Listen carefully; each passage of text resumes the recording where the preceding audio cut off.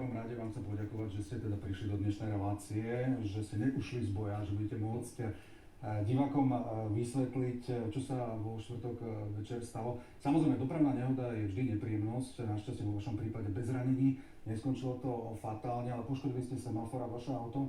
Vo vašom prípade, keďže ste jeden z najvyšších ústavných činiteľov, sa natíska otázka, aký ste mali dôvod, že ste nepočkali na políciu a odišli z miesta nehody? No, v prvom rade sa patrí povedať verejne, že sa ospravedlňujem a je mi to úprimne ľúto a samozrejme, že som kontaktoval magistrát.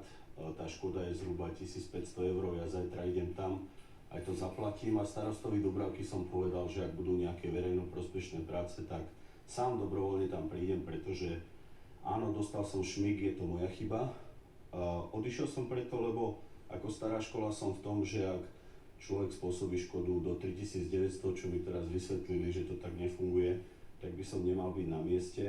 Bola polnoc, semafor bol vypnutý a ja som išiel ošetriť aj nejaké svoje zranenia domov s tým, že keďže tak zvláštne pán generálny prokurátor vyhlásil, že to bude aj trestné konanie, viac verejne sa k tej veci vyjadrovať ani nemôžem, lebo bude to vyšetrované, ale chcel by som povedať, že pre mňa je priorita, aby koalícia bola súdržná.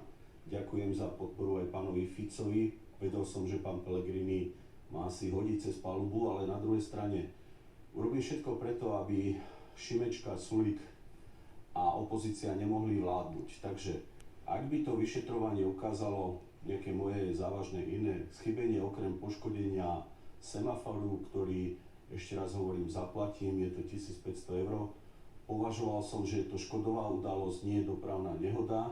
Tam na tom mieste je aj prechod prechodcov, takže som to tak vyhodnotil, ako som vám povedal. Na záver ešte raz, je mi to úprimne ľúto, hanbím sa, skúšal som nové vozidlo, ktoré mi doniesli Škodovku a dopadlo to zle.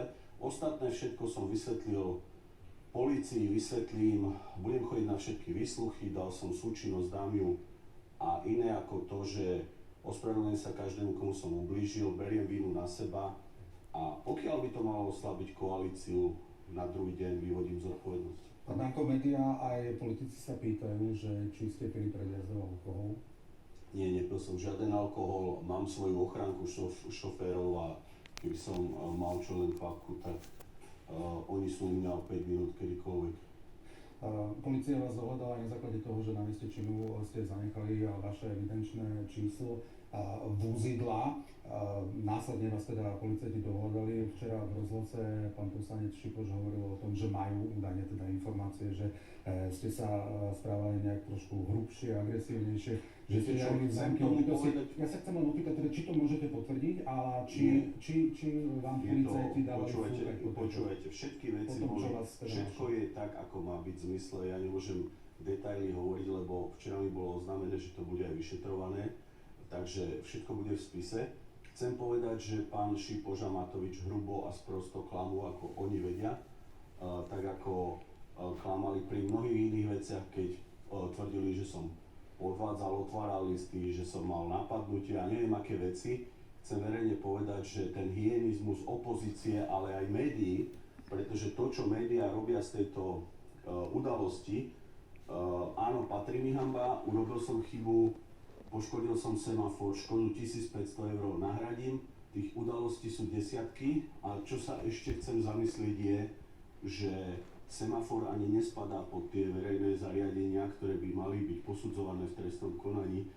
Ja som pripravený niesť všetky dôsledky, zaplatiť pokutu a hlavne odpustite mi a prepáčte každému, komu som ublížil, pretože najdôležitejšie na tom je, že som nikomu neublížil fyzicky, nepoškodil nič iné vážnejšie a verte, že keby som niekomu ublížil alebo poškodil niečo cenné, tak urobím okamžite zodpovednosť. Za poškodený semafor za 1500 €, to, čo som ňou robia, nech si každý uvedomí. Ale zákon hovorí jasne, že dopravná nehoda je aj vtedy, keď znefunkční sa cesta alebo všeobecne prospešné zariadenie. Neviem teda, či ten semafor do toho spadá alebo nespadá. Ale viete, máte tu napísané otázky, ale veď ani advokáti nevedia, že či všeobecne prospešné zariadenie je semafor alebo nie.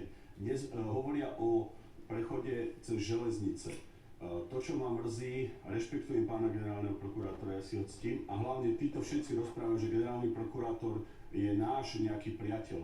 Dal status, kde definoval, že verejnoprospešné zariadenie je semafor, pričom právnici nemajú jasno, či semafor to je. To necháme samozrejme na právnikov, pán Danko, ešte sa chcem teda vrátiť k tej udalosti. Bola teda večer po nehode u vás policajná hliadka, vyzvala vás na to, aby ste sa podrobili krvnej skúške alebo dýchovej skúške? Takto, všetko, čo som mal, som splnil, všetko je v trestnom spise. Ja od včerajška, keďže je to trestné konanie, som slúbil, že sa k detailom vyjadrovať nebudem.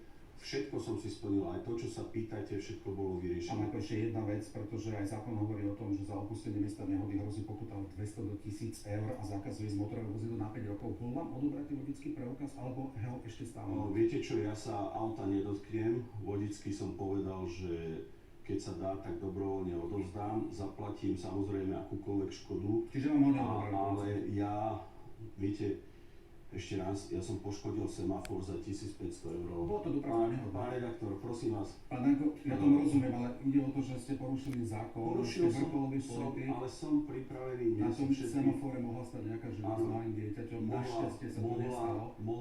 Nestála. Našťastie